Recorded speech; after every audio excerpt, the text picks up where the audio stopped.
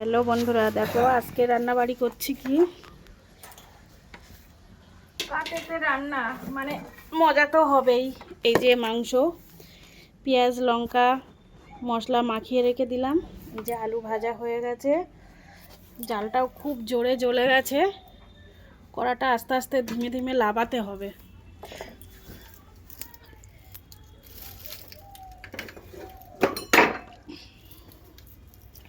না লাবালে হবে না।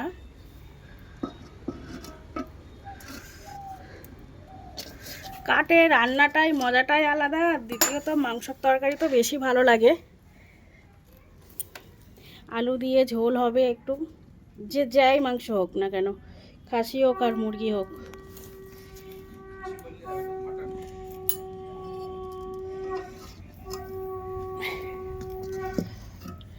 এই যে কড়াইয়ে আলু ভেজে নিয়েছি।